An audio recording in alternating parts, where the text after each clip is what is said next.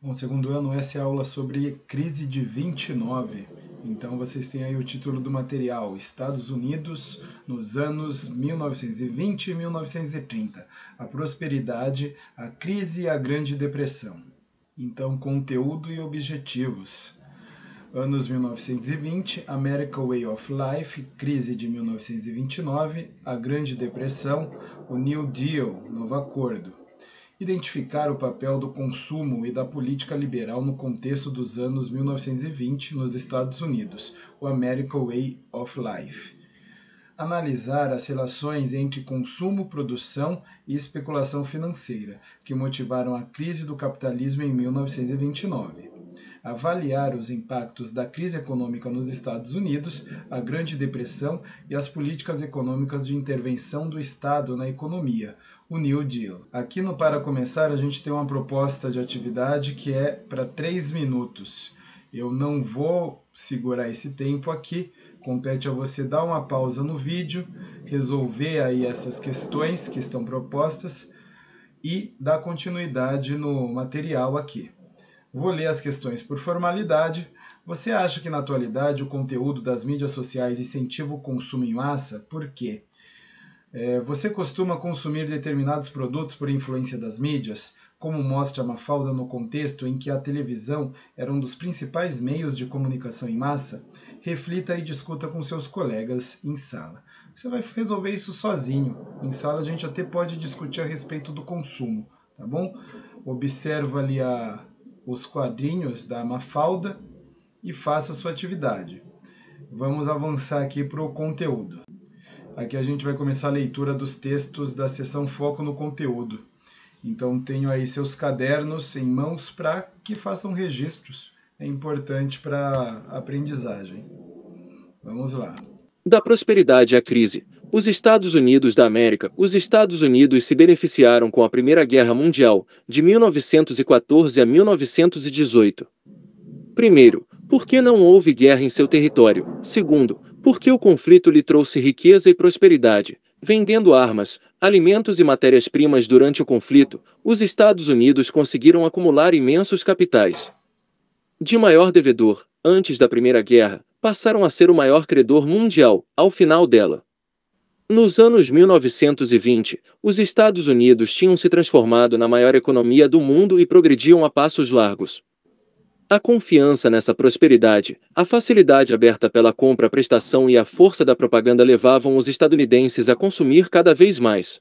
Os meios de comunicação de massa diziam que consumir era um ato de patriotismo, por isso era importante que cada família tivesse o último modelo de máquina de lavar, fogão, toca-discos, aspirador de pó e rádio produzidos nos Estados Unidos.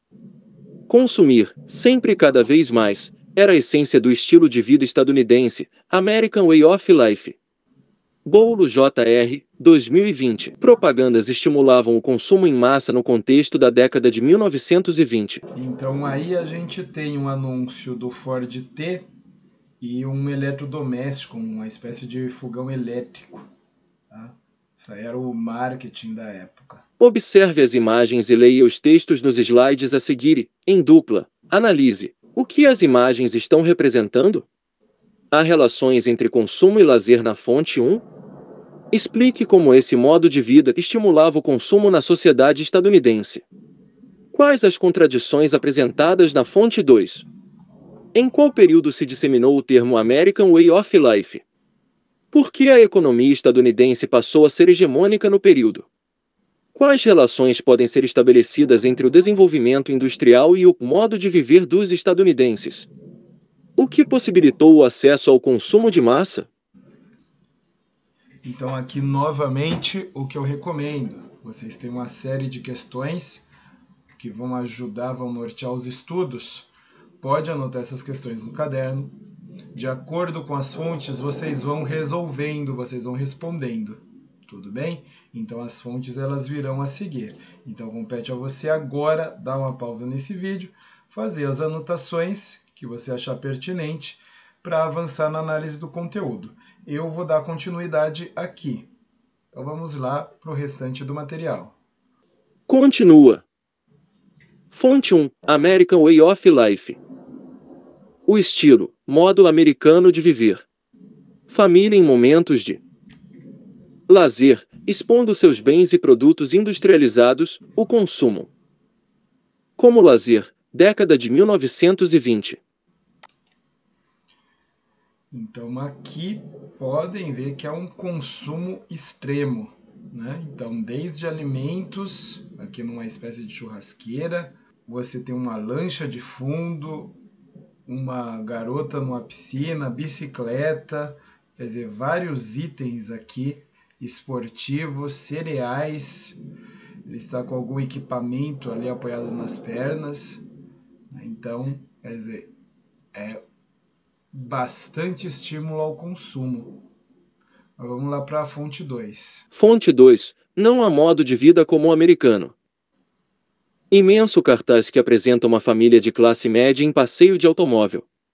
Todos parecem felizes.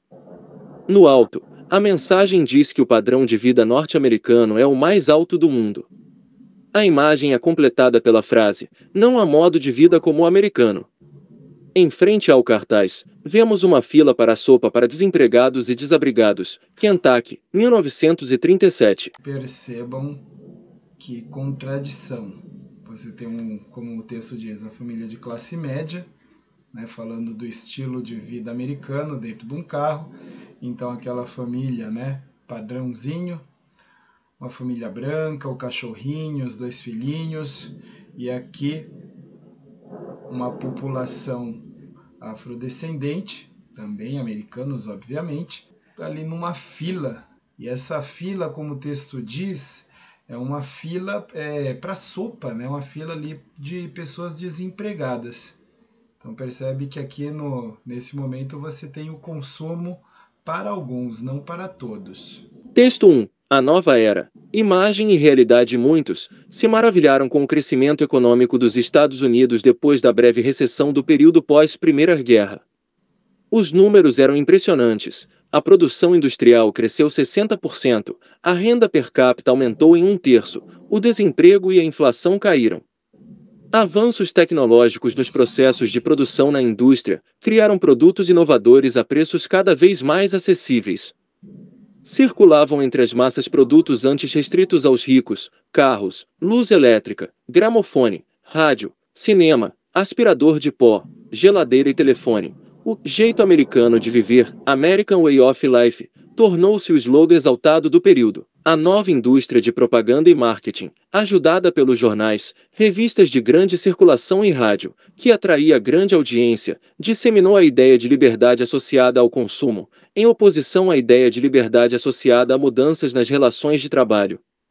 A busca por autonomia econômica e soberania política foi substituída, nas mentes de muitas pessoas, pelas possibilidades de consumo como elemento essencial de felicidade e cidadania. Purdy, 2015. Texto 2. A crise se anuncia na prosperidade. O fenômeno da prosperidade foi particularmente notável nos Estados Unidos, onde a expansão do consumo e da produção se estimulavam reciprocamente, por diversas razões. O aumento dos salários reais resultante dos ganhos de produtividade ou deliberadamente elevados pelos empresários para dinamizar o mercado, como fez Henry Ford, a destruição do espírito de poupança, por causa da crise monetária, e a ampliação da assistência social, que estimulava o gasto em bens de consumo e serviços, a ampliação do crédito voltado para o consumo, responsável por 15% das vendas realizadas no mercado em geral e por 60% no mercado de automóveis, a baixa dos preços agrícolas, que permitiu o deslocamento do poder aquisitivo para o consumo de produtos industriais e serviços, e, finalmente, a atuação crescente da publicidade, que estimulava o consumo criando novas necessidades para os consumidores e produzindo a figura do novo consumidor. Por todas essas razões, os Estados Unidos concentravam, em 1929, 44,8% da produção industrial do mundo, Arruda, 2005. Correção à fonte 1, que retrata uma família de classe média cercada de produtos industrializados em seu churrasco dominical, evidencia a imagem da felicidade pelo consumo, em que comprar, gastar e ter tempo livre nas atividades de lazer em família são o centro de tudo. Já a fonte 2, de 1937, revela a contradição entre o outdoor, cuja mensagem exprime o ideal dos anos de prosperidade econômica, o mais alto padrão de vida do mundo, o americano, e a realidade das pessoas em plena crise, à espera da distribuição gratuita de alimento, contexto posterior a 1929. Continua. Correção. Após a Primeira Guerra Mundial, as indústrias e bancos norte-americanos beneficiaram-se com a guerra, aumentando tanto a produção quanto o mercado de ações em mais de 60%. O período de prosperidade trouxe inovações tecnológicas e de produtos industrializados, fabricados em série, nas linhas de produção, Fordismo-Taylorismo, transformando o modo de vida da população com suas geladeiras, máquinas de lavar e demais aparelhos eletrônicos, além dos automóveis Ford.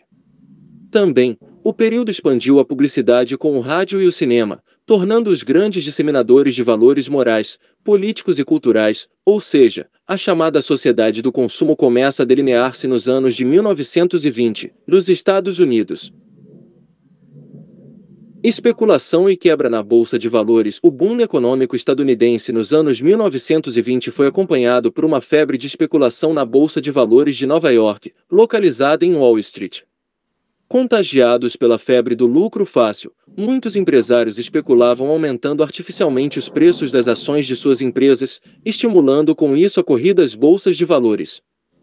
Depois de uma alta espetacular no primeiro semestre de 1929, os preços não correspondiam mais, nem de longe, à real situação das empresas. Até que, em dado momento, percebendo que o valor de suas ações tinha subido exageradamente, milhares de investidores começaram a oferecê-las à venda. E, como não havia compradores para elas em número suficiente, os preços desabaram, atingindo os piores níveis na quinta-feira, 29 de outubro, dia do crash, quebra, da Bolsa de Valores de Nova York. O fato marcou o início da maior crise da história do capitalismo, que ficou conhecida como Grande Depressão, de 1929 a 1933. Entre 1929 e 1932, verificou-se a falência de 3.463 bancos e de 84.000 indústrias. Outras indústrias diminuíram drasticamente sua produção. Consequentemente, milhões de estadunidenses conheceram o desemprego e, em pouco tempo, a mendicância e a fome. Uma particularidade da crise nos Estados Unidos foi o extraordinário aumento de crédito ao consumidor. Quando ela se instalou, milhões de pessoas deixaram de pagar suas prestações. O desdobramento mais terrível da Grande Depressão para os assalariados foi o desemprego, que atingiu níveis altíssimos e sem precedentes na história do capitalismo, em vários países do mundo. Mas a crise não atingiu a todos da mesma maneira. Os mais pobres, entre os quais estavam os negros e os latinos, foram os mais duramente afetados. Razões da crise de 1929. Concentração de riquezas. Em 1929, ano da quebra, 13% da população do país mais rico do mundo era dona de 90% da riqueza nacional, enquanto 21% recebiam $83 por mês, o que acabou restringindo o consumo. O resultado disso foi o acúmulo de estoques. Crise agrícola. Com a modernização ocorrida no campo e o aumento crescente da oferta de gêneros agrícolas, os preços mantiveram-se baixos durante toda a década de 1920, obrigando os agricultores a pedir empréstimos aos bancos e hipotecar suas terras. Concorrência dos produtos europeus frente aos dos estadunidenses no mercado internacional. A partir de 1924, os países europeus começaram a se recuperar e voltaram a produzir o que antes compravam dos Estados Unidos, voltaram a concorrer com os Estados Unidos no mercado internacional. Boulos Jr., 2020. A crise liberal. Com a Grande Depressão, o liberalismo econômico caiu no descrédito. Para muitos economistas, a crise teve origem nas práticas liberais de condução da economia. A crise atingiu tão duramente as sociedades que acabou contribuindo para o fortalecimento de soluções alternativas ao liberalismo econômico e à democracia liberal, como a ascensão de regimes totalitários na Europa. O capitalismo desmoronou com a crise de 1929, com ele, os princípios que regiam a economia liberal. Vainfas, 2018. Rompendo com a hegemonia do pensamento liberal da época, John Maynard Keynes, de 1883 a 1946, foi um defensor de doutrinas intervencionistas na economia. Segundo o economista, caberia aos governos implantar políticas econômicas que garantissem o pleno emprego dos trabalhadores. Ele também defendia uma redistribuição dos lucros, para que o poder aquisitivo dos consumidores aumentasse de forma proporcional ao desenvolvimento dos meios de produção. O New Deal. No poder, o novo presidente Franklin Delano Roosevelt lançou um audacioso plano de intervenção e planejamento do Estado na economia, chamado New Deal, Novo Acordo, que previa investimento de 4 bilhões de dólares em obras públicas. De fato, o dinheiro foi aplicado na construção de usinas hidrelétricas, hospitais, escolas, aeroportos, portos, represas. Limitação da produção industrial às necessidades reais dos consumidores. Essa medida pretendia elevar os preços dos produtos industriais, rebaixados pela crise. Diminuição da jornada de trabalho, fixação de um salário digno para os trabalhadores, seguro-desemprego e seguro-velhice para os maiores de 65 anos. Boulos Jr., 2020. A partir das fontes nos slides a seguir, construa sua análise, por escrito. Sobre as fontes 1 e 2, o que é possível inferir sobre a economia estadunidense a partir das fotografias e do depoimento para a Comissão de Assuntos Trabalhistas? Por que as pessoas passavam fome, se havia excesso de produção? Sobre as fontes 3 e 4, quais as críticas contidas nas charges em relação às políticas de Franklin Delano Roosevelt, propostas no New Deal? Em que aspectos essa política rompeu com os preceitos do liberalismo econômico? Cite os casos apresentados pelo texto. Bom, então aqui vocês têm o mesmo procedimento. Você pode dar uma pausa no vídeo, fazer a anotação aí das questões e respondendo conforme você vai acompanhando a leitura do material. Lembrando que esse material também está disponível lá no CMSP. Vocês podem procurar como CMSP Repositório. Então você tem lá todo esse slide, precisando ali, também tem um formato em PDF, onde você consegue, de repente, estudar com um pouco mais de calma. Obviamente que em sala de aula a gente vai abordar isso tudo. Então as fontes, aqui fotografias da Grande Depressão. A Hoover Willis, Hoover foi um presidente, né, Herbert Hoover, foi o presidente dos Estados Unidos no momento, pior fase ali da crise da Grande Depressão. E aí essas espécies de favelas, né, receberam esse nome de Hoovervilles. Aqui você tem a Florence Thompson e Filhos. Então eram camponeses que viviam da agricultura e estavam aí em busca de condições melhores de vida. Então a gente tem a crise generalizada. Fonte 2. Depoimento de Oscar Ameringer, audiências perante um subcomitê da Comissão de Assuntos Trabalhistas. Câmara dos Deputados, 72º Congresso, primeira sessão, 1932. Durante os últimos 3 meses, eu, Oscar Ameringer, de Oklahoma City, visitei, como já disse, uns 20 estados deste belo país extraordinariamente rico. Eis algumas das coisas que vi e ouvi. Em Oregon, vi milhares de alqueires de maçã apodrecendo nos pomares. Somente as maçãs absolutamente perfeitas podiam ser vendidas, por 40 ou 50 centavos a caixa de 200 maçãs. Ao mesmo tempo, há milhões de crianças que, por causa da pobreza de seus pais, não comerão maçã alguma neste inverno. As estradas do oeste e do sudoeste pululam de pessoas famintas pedindo carona. As fogueiras dos acampamentos dos desabrigados são visíveis ao longo de todas as estradas de ferro. Vi homens, mulheres e crianças caminhando penosamente pelas estradas. A maioria deles eram proprietários de fazendas que tinham perdido tudo na recente baixa de preço do trigo e do algodão. Os fazendeiros estão sendo pauperizados pela pobreza das populações industriais, e as populações industriais pauperizadas pela pobreza dos fazendeiros. Nenhum deles tem dinheiro para comprar o produto do outro, consequentemente excesso de produção e carência de consumo, ao mesmo tempo e no mesmo país. Roberts, 1974. Bom, então aqui é a fonte 3, temos a charge onde você tem o presidente dos Estados Unidos adotando aqui uma série de medicações, uma série de medidas para curar o tio Sam, que seria a representação da economia. E aqui ele com o rolo compressor desgovernado, acompanhado ali pelo secretário do Comércio, Henry Hopkins. Mas vamos continuar aqui a leitura. Fonte 4. O New Deal de Franklin Delano Roosevelt. Em 1933 e 1934, Roosevelt lançou o primeiro New Deal, um pacote de reformas para promover a recuperação industrial e agrícola, recuperar o sistema financeiro e providenciar mais assistência social e obras públicas. O principal órgão público criado pelas reformas, a Administração da Recuperação Nacional, National Recovery Administration, foi desenhado para controlar a economia por meio de uma série de acordos entre empresários, trabalhadores e o governo, estabelecendo limites para os preços, salários e competição. Programas de planejamento regional, obras públicas e subsídios à construção civil tentaram animar a economia enquanto diversos esquemas de previdência e empregos públicos foram implementados para mitigar o desemprego, PURD, 2015.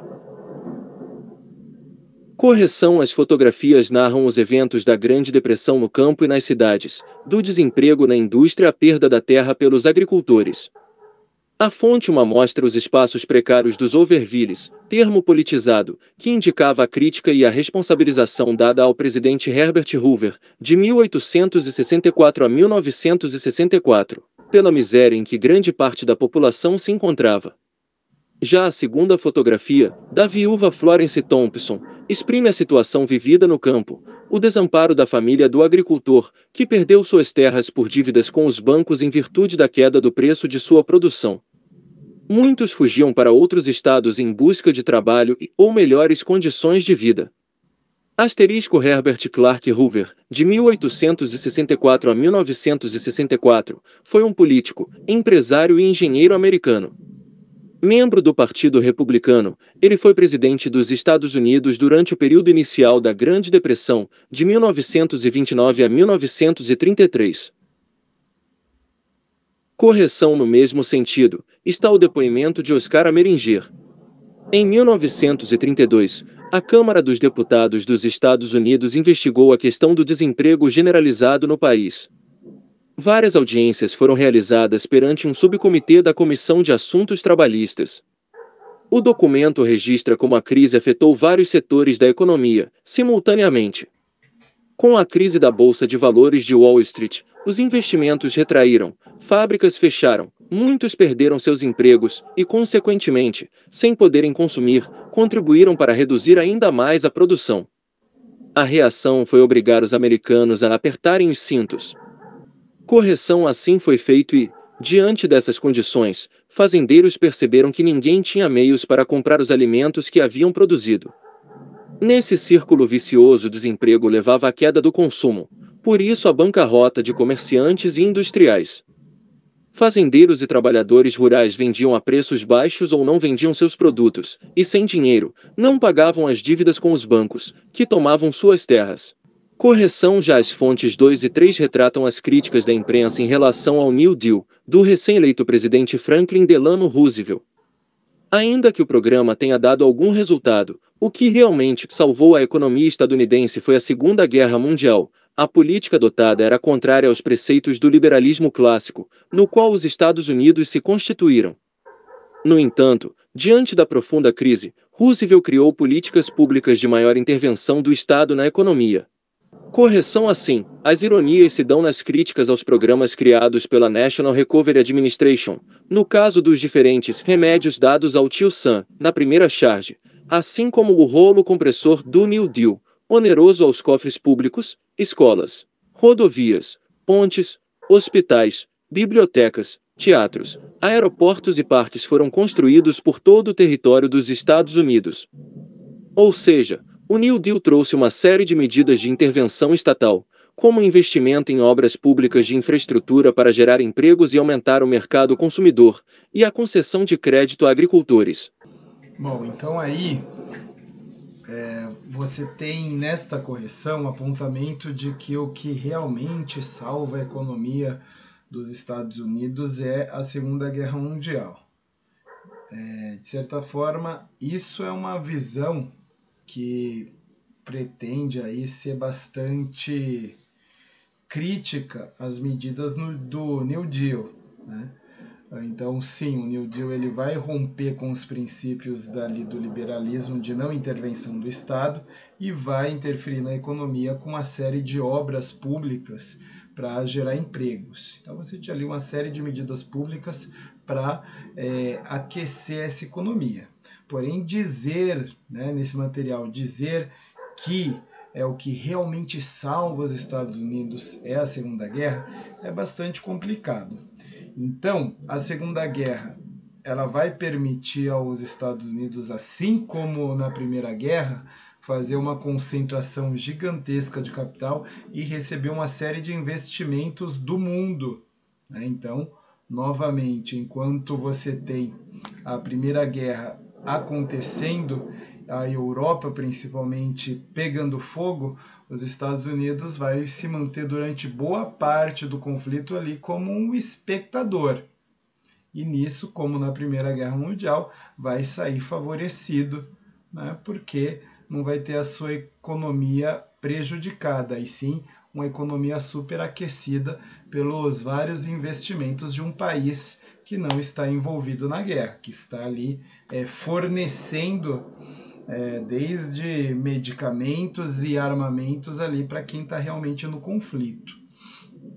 E, obviamente, recebendo investimentos bancários ali de vários setores, porque é mais seguro você colocar dinheiro ali, né, investir dinheiro na América, onde não existe o conflito ainda, do que deixar o seu dinheiro na Europa, uma Europa principalmente em guerra. Né? Não só a Europa, como a Ásia, a África também. Mas, continuando aqui, então, não dá para dizer que somente a Segunda Guerra Mundial salva a economia. Obviamente, ela vai reaquecer a economia, porém, se não são colocados ali as medidas do New Deal, né, do Franklin Delano Roosevelt, que a gente entende como social-democracia, a questão do pleno emprego, você teria uma Segunda Guerra provocando ali uma economia superaquecida nos Estados Unidos, porém extremamente concentrada em renda. Então você teria uma concentração de renda tremenda se não houvesse ali o New Deal. Então o New Deal ele vai fazer essa redistribuição de renda, vai investir na classe trabalhadora, vai gerar empregos, né? Vai fazer ali um desenvolvimento considerável da infraestrutura, e aí com a Primeira Guerra Mundial você tem um aquecimento econômico sem uma concentração extrema de renda como estava antes. Tá? Então, uma observação que eu faço a respeito dessa correção desse material. Então, que realmente salva os Estados Unidos é a Segunda Guerra. Não, você tem a Segunda Guerra e você tem o New Deal. Você tem duas condições, dois contextos ali, um que é uma medida econômica do presidente e o outro uma fatalidade, infelizmente mais um conflito global, né? Mais uma guerra aí, quer dizer, infelizmente para o mundo, mas para os Estados Unidos foi bastante benéfico, né? Agora, nesse material, essa proposta de pesquisa, você tem uma foto do presidente Franklin Delano Roosevelt e uma montagem aqui com a face do Obama, do presidente Barack Obama. Então, Franklin Delano Roosevelt enfrentou ali a crise de 29, a recessão pós-29, e o presidente Barack Obama enfrentou a crise de 2008. Tá? Então, são dois momentos aí em que os Estados Unidos passam por crises econômicas bastante acentuadas. Nessa pesquisa aí, é interessante observar qual vai ser a medida adotada por cada um deles. porém a gente vai trabalhar em sala de aula especificamente. Eu vou falar disso com vocês, né? A gente vai discutir em sala de aula. Agora vamos dar sequência aqui no material. O que ele está propondo? Pesquisa. Fotografia do presidente Franklin Roosevelt em Warm Springs, Geórgia, no início de 1939. Montagem de Barack Obama para a revista Time, 2008, Arthur O'Shaten, Londrietten. Tradução: O Novo New Deal. O que Barack Obama pode aprender com Franklin Delano Roosevelt, FD. R. E o que os democratas devem fazer. A capa da revista Time de 2008 estabelecia uma comparação entre o recém-eleito presidente Barack Obama e o ex-presidente Franklin D. Roosevelt. Um dos elementos que permitem tal comparação é o fato de ambos terem enfrentado crises econômicas complexas e atuado com maior intervenção do Estado na economia. Opcional para ampliar seu conhecimento, pesquise as semelhanças e diferenças entre a crise de 1929 e a de 2008 e elabore um pequeno texto explicitando essas características. Identificamos e analisamos como nos anos de 1920, no auge do liberalismo econômico, o desequilíbrio entre o aumento da produção industrial, a especulação financeira e a má distribuição de renda, coadunados ao consumo excessivo e endividamento da população, levaram à crise do capitalismo em 1929. Avaliamos os impactos da crise econômica nos Estados Unidos durante o período denominado de Grande Depressão e as políticas de intervenção do Estado na economia adotadas por Roosevelt, o New Deal. Bom, então isso aí foi a leitura do que aprendemos hoje, tá? Como eu falei, vamos abordar as medidas adotadas para solucionar a crise de 29 e as medidas adotadas para solucionar a crise de 2008. Pesquisa aí opcional, tá bom? Para enriquecer aí o conhecimento. Mas, pessoal, então encerro por aqui, até a próxima aula. Tchau, tchau.